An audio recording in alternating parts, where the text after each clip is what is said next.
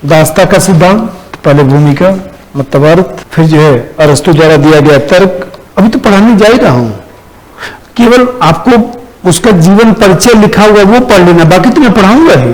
थोड़ा क्यों बताऊंगा, पूरा पढ़ाऊंगा। थोड़ा के चक्कर मत पढ़िए, थोड़ा पढ़ने के लिए थोड़ा ना आया हमसे, पूरा पढ़ा के छोड़ूंगा कि आपकी आत्मा संतुष्ट रहे। जैसे मान लीजिए प्लेटो से आत्मा संतुष्ट हुई तो अरस्तु से भी संतुष्ट होनी चाहिए। पूरा पढ़ेंगे कैसे? जैसे शाम को जो नया नया बच्चा लोग पोल्ट्री पीटी पढ़ने आया था, तो दो चार बच्चा लोग हमारे पास आया, बोला सर 20 क्वेश्चन में 10-12 हो जाएगा ना। जो एकदम नया था, मान लीजिए लोग धोखा खाए हुए तो क्या करें, तो बच्चा बोला कि 10-12 हो जाएगा, 10-12 हो जाएगा तो सब मेरा काम हो जाएगा। हम बोले पहले पढ़ लो, 10-12 नहीं 15 हो जाएगा, एग्जाम देकर फोन करके बताना। ऐसे कैसे नहीं होगा? अब उसके अलावा पोल्ट्री क्या है, आप तो पहले भी पढ़े, लाभ में भी पढ़े, बताइए। शाम वाले तो वो क्लास करती है वीडियो वाली, तो कैसा ठीक ठाक है ना मामला। अब उसके बाद क्या आएगा क्वेश्चन, करंट पढ़ा दिया जाएगा, ऐसा हो जाएगा। आयोग परिषद बहुत है, अब कितना पढ़ेंगे। खूब प्रैक्टिस भी करा दिया, भयंकर हो गया। तो इसी तरह थिंकर में इधर उधर सोचना नहीं पड़ेगा, लेकिन हाँ थोड़ा समय तो लगता ही है। समस्या और फिर इसका मूल्यांकन। अब समझिए, बनाइए, बना लिया। अब देखिए, अब जानते हैं कि उस समय नगर राज्य की अवधारणा थी। अब मैं बताया कि जो प्लेटो है, प्लेटो का शिष्य जो है, प्लेटो का शिष्य अरस्तु, और प्लेटो जो है वो देखा जाए तो सुकरात का शिष्य जो है प्लेटो, और अरस्तु का शिष्य जो है सिकंदर। तो देख रहे हैं कि 4-4 पीढ़ियां जो है भयंकर विद्वान हैं। 4 पीढ़ियां भयंकर विद्वान हैं। अब उनका दर्शन हम लोग पढ़ेंगे, सोचिए। तो देखते हैं कि नगर राज्य जो है, भाई नगर राज्य में क्या था, परिवार। तो नगर राज्य जो है परिवार से मिलकर बनता है, परिवार से मिलकर बनता है। नगर राज्य परिवार से मिलकर बनता है। एक्चुअली पॉलिटिकल साइंस में एक बार समझ बन जाएगा ना तो लिखने में दिक्कत नहीं आता है, समझ बनना चाहिए। एक बार समझ बनने का बात है, उससे मतलब नहीं है कि आपका बैकग्राउंड है चाहे नहीं है। अब प्लेटो का ही मान लीजिए एक बार समझ बन गया तो कितना भी घुमाएगा तो सोचेंगे तो उसका आंसर निकल जाएगा। घबराना नहीं है, वो तो उठता इधर ताइए से पूछता ही है। परिवार से मिलकर बनेगा। अब परिवार से मिलकर बनेगा तो परिवार को चलाने के लिए जो है 2 चीजों की आवश्यकता होती है। परिवार को चलाने के लिए आवश्यक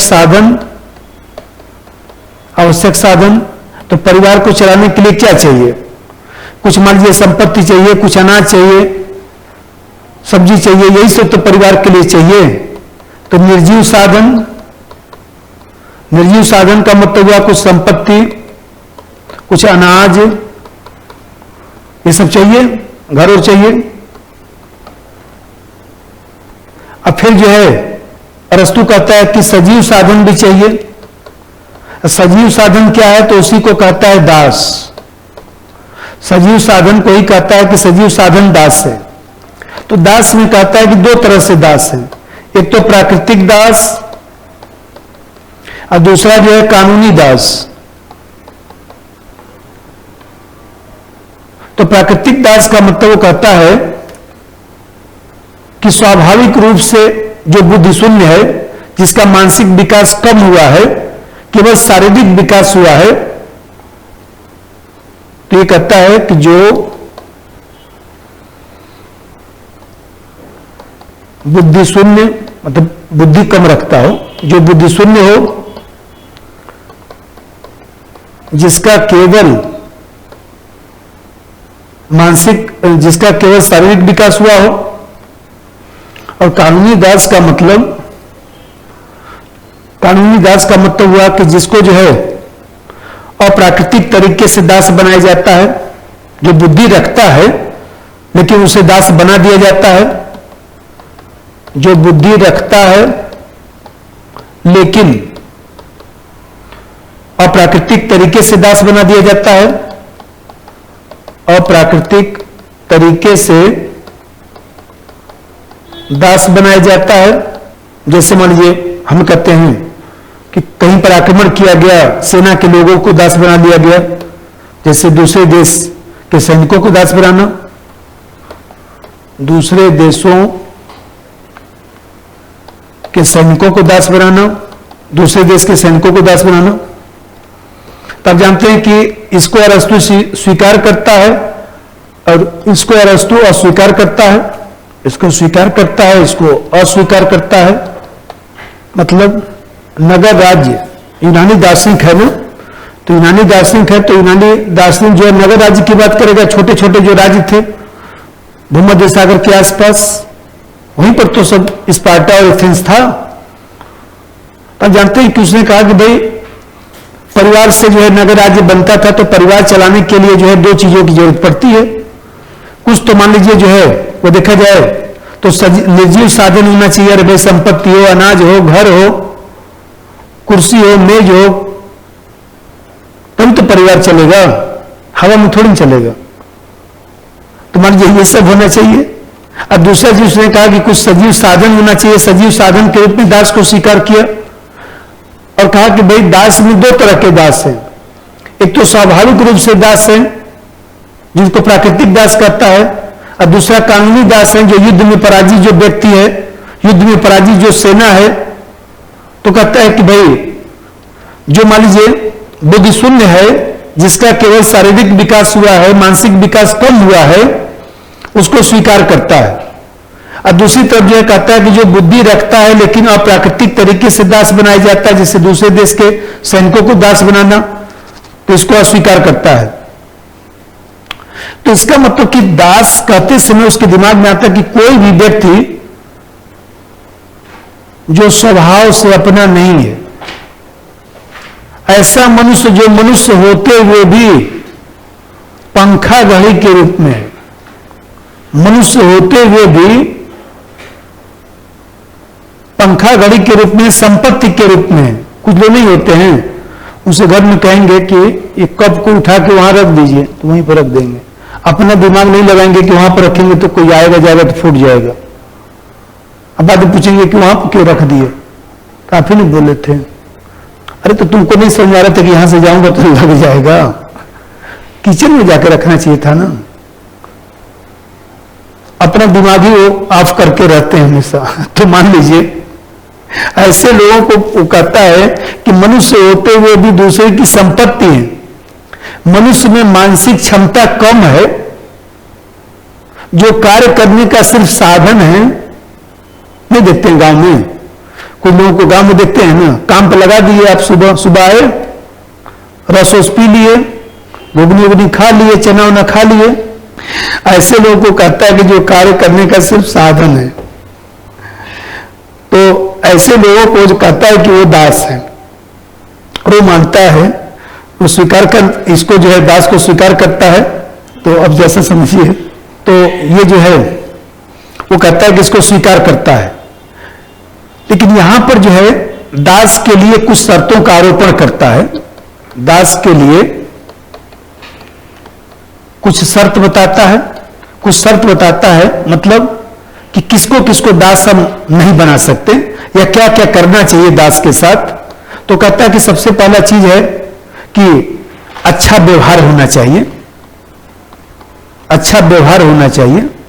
अभी कोई दास व्यक्ति है तो उसके साथ भी अच्छा व्यवहार किया जाए, मानवीय व्यवहार किया जाए। बौद्धिक विकास होने पर उसको मुक्त किया जाए,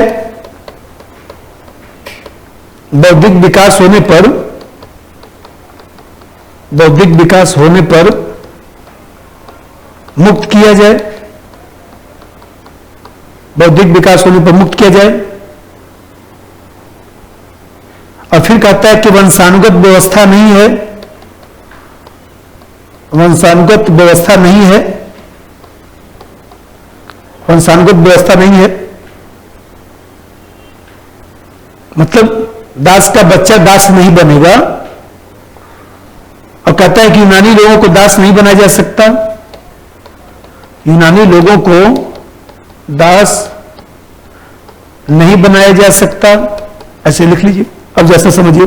अब इसका पहले भूमिका लिखिए। अर्थ, अरस्तु ने नगर राज्य के संदर्भ में दासता का सिद्धांत दिया, नगर राज्य के संदर्भ में दासता का सिद्धांत दिया।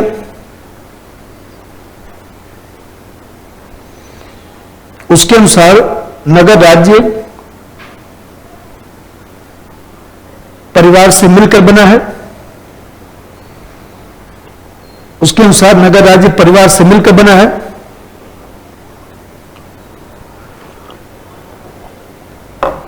नगर राज्य परिवार से मिलकर बना है और परिवार चलाने के लिए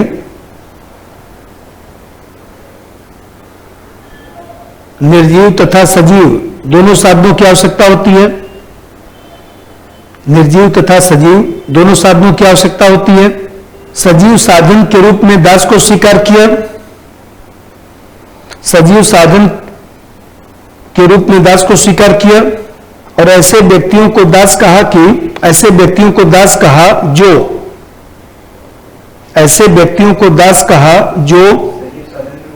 दास को स्वीकार किया और ऐसे व्यक्तियों को दास कहा जो मानसिक रूप से कमजोर हैं, केवल दूसरे के आदेश का पालन करते हैं, कार्य करने के साधन हैं,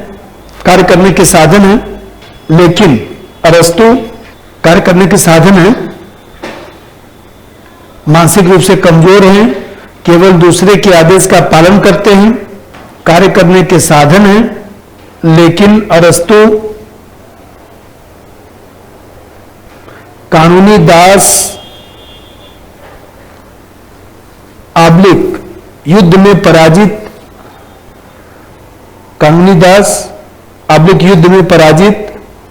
लोगों को इसमें शामिल नहीं किया।